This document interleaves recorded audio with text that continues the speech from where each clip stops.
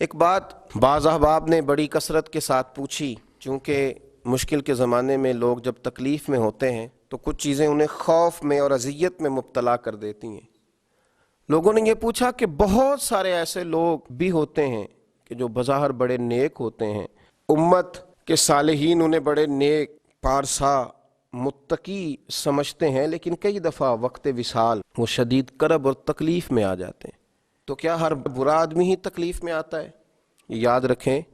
اس میں کوئی شک نہیں کہ انما الاعمال بالخواتیم، اعمال کا دار و مدار ان کے خاتمے پر ہے،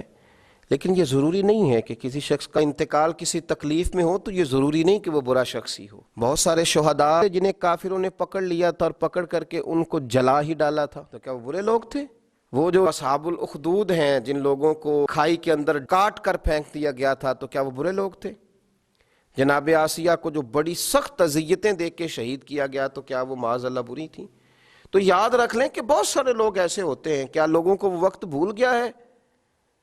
کہ جناب سیدنا امیر حمزہ رضی اللہ تعالیٰ عنہ کی آنکھیں کاٹ دی گئی تھیں، ان کی زبان کاٹ ڈالی گئی تھی، ہونٹ کاٹ دیے گئے تھے، ان کا کلیجہ نکال لیا گیا تھا، اور وقت وصال یہ حال تھا کہ ایک چادر کے ساتھ جب انہیں کفن دیا جا رہا تھا تو سر ڈھانپا جاتا تھا تو پیر ننگے ہو جاتے تھے، پیر ڈھانپے جاتے تھے تو سر ننگا ہو جاتا تھا۔ اور اس شخص کی شان یہ ہے کہ اللہ کے رسول علیہ السلام نے 70 مرتبہ ان پر نماز جنازہ پڑھی، اور ان کا اعزاز یہ ہے کہ وہ سید الشہداء کہلائے۔ ہر سال نبی پاک علیہ السلام نے ان کی قبر پر تشریف لے جا کر ان کے لیے دعا فرمائی۔ اور سب سے بڑھ کر ہمیں بخاری شریف میں حضرت عبداللہ بن عمر رضی اللہ تعالیٰ عنہ کا تذکرہ ملتا ہے۔ یہ مشہور صحابی حضرت جابر ابن عبداللہ کے والد ہیں،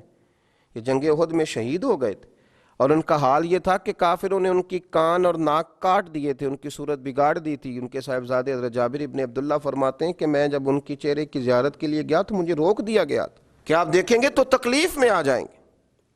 لیکن ان کا اعزاز یہ تھا کہ انہوں نے ایک رات پہلے ہی، آپ بخاری شریف دیکھیے، حضرت سیدنا عبداللہ نے اپنے بیٹے جناب جابر ابن عبداللہ سے فرمایا تھا، بیٹا احد کے میدان میں بیٹا صبح سب سے پہلے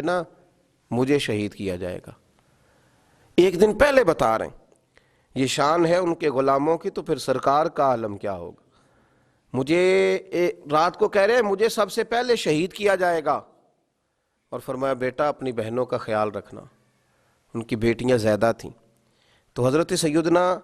جابر ابن عبداللہ رضی اللہ تعالیٰ عنہ فرماتے ہیں کہ جنگ احد کے دن پھر میں نے انہیں دفن کیا اپنے والد کو ایک دوسرے صحابی غالباً حضرت عمر بن جموح رضی اللہ تعالیٰ عنہ کے ساتھ ایک قبر میں دفن کیا۔ تو یہ بخاری شریف کے اندر آپ کو لفظ ملیں گے، بخاری میں فرماتے ہیں کہ ہم نے انہیں اپنے ایک اور صحابی کے ساتھ دفن کیا، تو 6 ماہ کے بعد میرا ارادہ بنا کہ میں انہیں الگ قبر میں دفن نہ کروں۔ تو جب میں نے ان کی قبر کو کھولا تو ان کا سارا وجود اسی طرح تر و تازہ تھا، اسی طرح،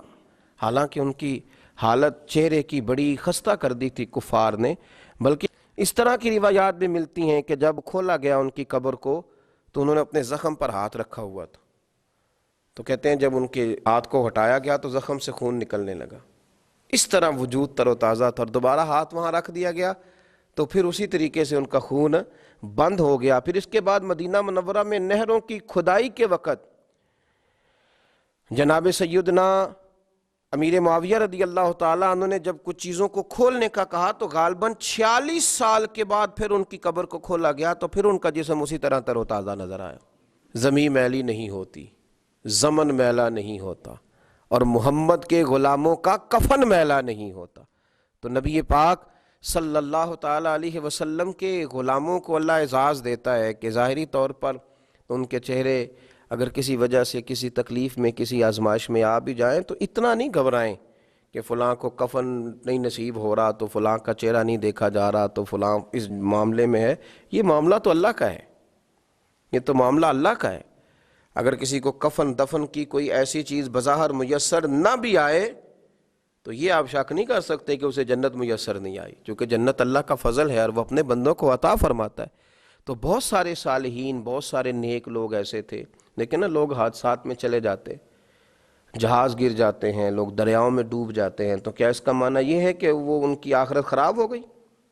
ہم اور آپ کون ہوتے ہیں یہ فیصلہ کرنے والے؟ یہ فیصلے میرے رب کریم کے ہاتھ میں ہیں۔ مسلمانوں کے بارے میں اچھا گمان رکھیں اور اللہ تبارک و تعالیٰ کے محبوب علیہ السلام نے فرمایا یاد رکھو رب فرماتا ہے میرا غضب زیادہ نہیں ہے، میری رحمت ہی زیادہ ہے۔ تو رحمت ہی کی طرف توجہ کریں، اللہ سمجھنے کی توفیق عطا فرمائے۔